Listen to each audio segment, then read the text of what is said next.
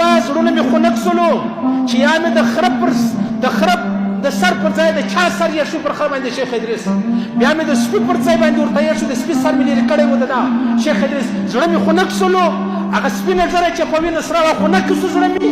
والله العظیم که زما په مرګ کې ستا پیدا ده، که ستا په مرګ کې زما پیدا ده، زما او ستا د دواړو په مرګ کې دغه دریم پیدا ده، هغه ته ورسېده پیدا.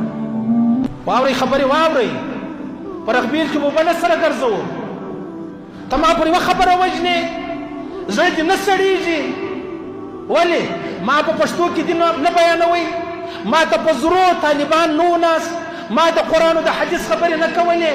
ته دا وایه چې دا علماء سو دي، علماء سو خو جهنمیان دي.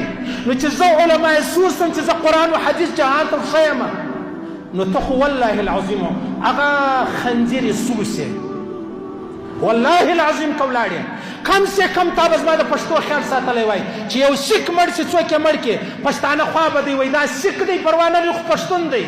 تا زما په اسلام خوا نه کبه ده، تا زما په پښتونوالي خوا نه کبه ده، زه ستا په اسلام هم خوا بدوم، ستا په پښتونوالي هم خوا بدوم. ستا که وکیل وژل سوی دی زه در سره درېدلی یم، ستا که شاعر وژل سوی دی زه در سره درېدلی یم، ستا که سیاسي وپو وژل سوی زه در سره درېدلی یم. پر ما چې نن دا ورځ راله ته مبارکۍ سره ورکولې، ستاسو دې مبارک شي جهنم.